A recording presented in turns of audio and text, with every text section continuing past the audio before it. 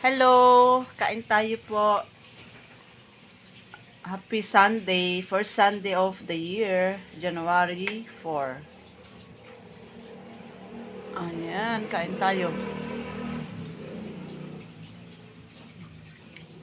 Ulam pala natin ay sardinas. Ginis ako ng bawang sibuyas.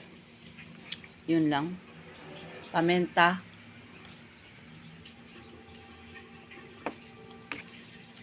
With ano, yung malilit na sibuyas, yung dahon niya, masarap. Ayan.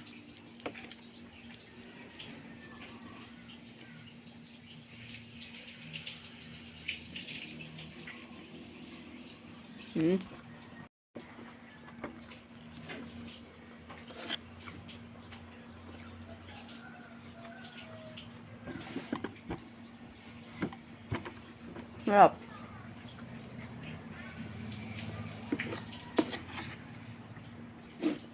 Naisipan ko magluto nito kasi na-miss ko.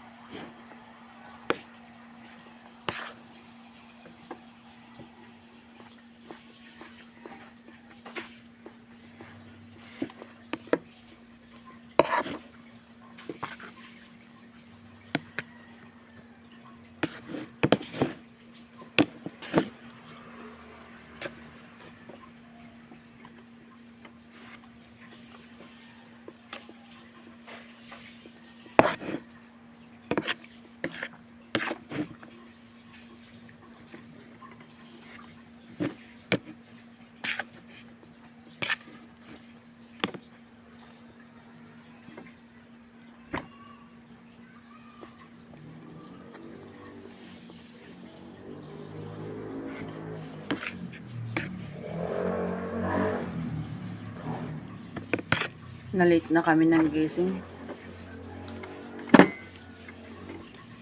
11:45 na. 10:45 pala.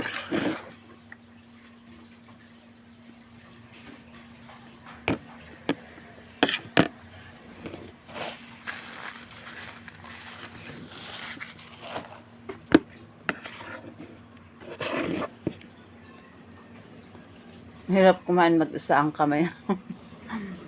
Yan lang yung aking plato. Maliit lang. Para control talaga. Tapos, okay na yun. Busog na. Narinig nyo yung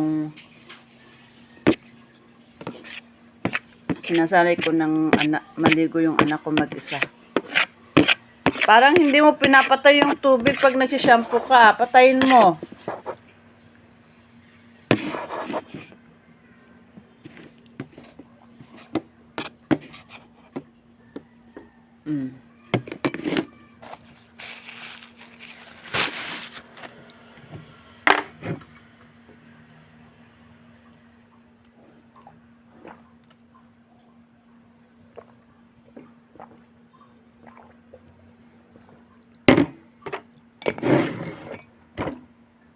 Ang hirap ng may tonsil. Tonsil stone. Alam niyo yun, yung dito sa may gilid ng ngalangala. Ngalangala yun tawag, di ba? Sa lalamunan. Meron puti. Nung tinanggal ko siya, kasi ang baho talaga ng lumalabas sa bibig ko na amoy. Kasi nagka-tonsil stone nga ako. Basta kumakain ako ng mga chocolate, mga sweet, ganyan. Kaya, ang hirap. Tapos nangangati. Nung tinanggal ko siya, ang hirap pang tanggalin. May natanggal na Tapos, talagang, alam mo yun, gigil na gigil ako. Tapos kinakabahan ako, ganyan ko, ano nang naiisip ko. Kung pwede lang akong pumunta sa doktor. kagabi, kasi 2:00 nagising ako para lang dyan. Tapos, gargar ako ng hot water, maligam-gam at saka asin. Tapos, nag-brush pa ako ng asin, nag-brush ako ng yung may Colgate. Yung, alam mo yun, para lang ma-relieve yung pakiramdam mo, yung ganun. Tapos, nag-inom pa ako ng Alnex, yung, antihistamine. Uminom ako ng pangpalakas din ng resistensya, like colostrum, D3, at saka magnesium, vitamin C. Uminom din ako nun.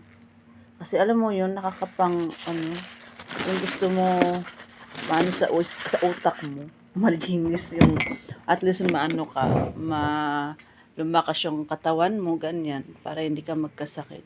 Kasi pag may germs o bacteria sa ating, o kaya virus, kailangan healthy tayo. Malakas yung resistensya natin.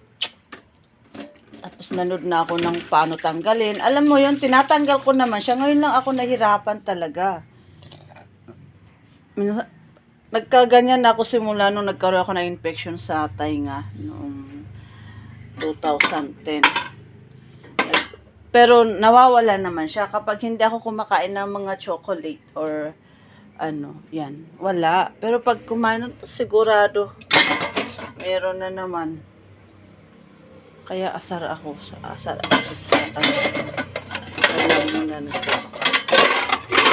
minsan nahihiya ka pa makipag-usap sa mga katabi mo. Pero nakokontrol siya kasi talagang malinis. Nililinis ko talaga. Nakokontrol siya. Hindi siya talagang yung mabaho. Pero ako sa sarili ko naano pagka, alam niyo yun, parang basura yung ganyan. Visit ako sa amoy na ganyan. Ay nako. Inom tayo. Kailangan hydrated tayo. Para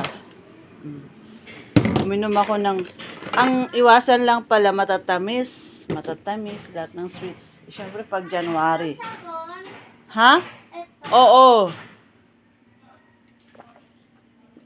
Ang tagal mo, hindi ka pa pala nagsasabon?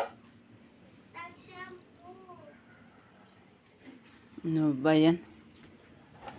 Ang tagal mo naman, anak. Ay. Nag-gargle na naman ako ng asin. Kahit pa paano, ma-disinfect. Kumain tayo eh.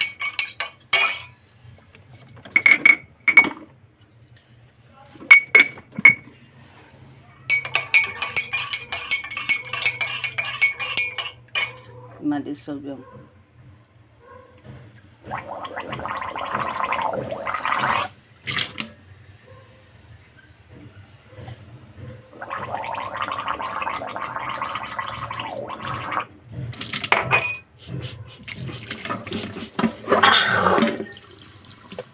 tinatanggal ko yung ng sink pag nagdudura ako.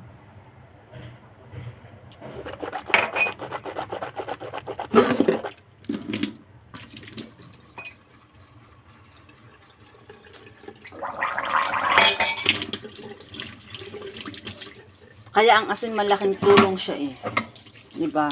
Malaking tulong siya sa atin yung asin. Yan. Tapos na tayong kasi nag-brush na ako lahat-lahat. Tapos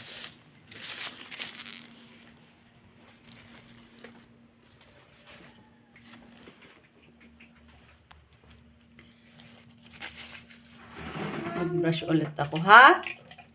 Mama, yung luneta. Anong lunetang sinasabi mo? Sabi ni Daddy, pag gusto mo daw.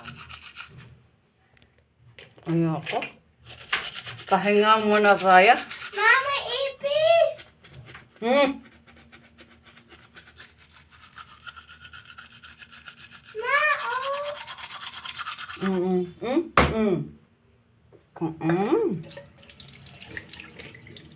Bakal gumakan sa damit. Mait na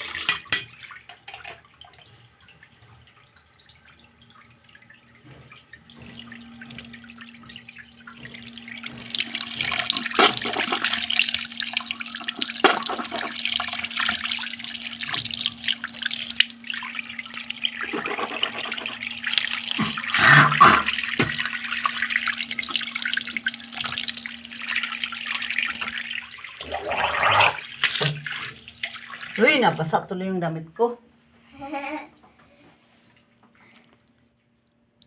Yan. Let's take my bone. Puting-puti na.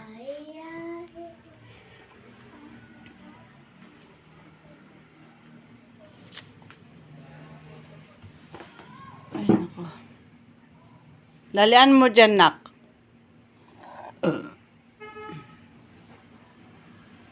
Malapit. Bukas ang school na naman nila. Ng mga bata. Pasok na sila bukas. Tagal mo naman dyan.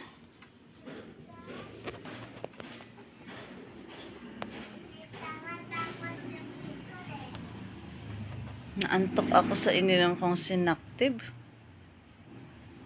Ang ganda ng araw ngayon.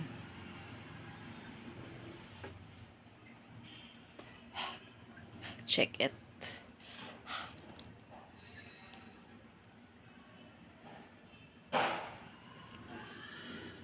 Kumusta? Happy New Year sa inyo dyan. Happy New Year. And hope na alam nyo yun. Hindi naman natin maiwasan yung mga magkasakit, ganyan. Pero at least kung nagkakasakit man, gumagaling tayo. Yun. At sana hindi yung sobrang sakit. Yung normal lang na sipon, mga ganyan. Pero in Jesus name yung mga malalalang sakit na yan. Diba? Kaya kailangan natin maging lalo na pag nakakaedad na tayo, ang daming, diba? Sino yung mga magfo-40 na dyan? Ako sa ano pa ako magfo-40, sa Burmans pa ako sa October pa ako magfo-40. Pero iaano mo na as 40 ka na, diba? Ganyan tayo, advance. At least ayan ay mukhang 40 na talaga. May balbas pa ako. Diba sino sa inyo yung nakaka-relate na may balbas dito? Lahat kami magkakapatid, may ganyan. Pero pag kainahit mo yan, kakapal yan. Alam nyo, mas healthy pa yung asin na pang brush. Diba? Mas malinis siya kasi talagang nakakapatay siya ng microbio yung asin. Tapos nakakaputi na rin siya ng ihin kahit pangit yung ipin natin. Yan. Importante tayo. Kasi nung araw wala namang wala namang Colgate, walang toothpaste. Ang meron lang talaga ginagamit nun asin. O, di ba? Asin lang talaga. Kaya napaisip ako kagabi kasi talaga, tuliro ka na. Tapos, naisip ko, ay, asin. Ginawa ko, hindi lang panggargar, pinang brush ko. Mula taas. Tatanggal talaga ang mga hindi natatanggal ng toothpaste. Mas dinaig pa ng asin ng toothpaste, sa totoo lang. Nawawala na yung mga puti-puti na nakadikit sa ipin natin dito sa, malinis siya. Hala ka makikita. As in white lang talaga na ipin. Hindi pala white kundi yellow siyang ipin ko. Pero yan ang matibay. Dinaig niya pa yung magbayad ka ng doktor para lang tanggalin yung tartar ng ipin. Ayan guys. Salamat. Sana maging malinis tayo sa ating katawan para iwas sakit. Diba? At kahit pa paano maiwasan yung malalang sakit dito. Anhin mo ang kagandahan kung pangit ang ugali mo. Kailangan kahit hindi tayo kagandahan, maganda ang ating kalooban. Dito pala, maganda ang ating kalooban. Hindi ka man maganda, bawiin na natin sa pankalooban. Hindi naman nakikita yung kalooban. Pero ipapakita sa gawain. Diba? Na hindi man natin ma-perfect yung kagandahang asal. At least na i-remind natin yung hindi ka kakagandahan, kailangan maging mabuti ka. Pero hindi porket maganda ka rin, gamitin mo yun as excuse na makapanira ka ng kapwa o makasakit ka ng damdamin ng kapwa mo. Yun lang, guys. Thank you.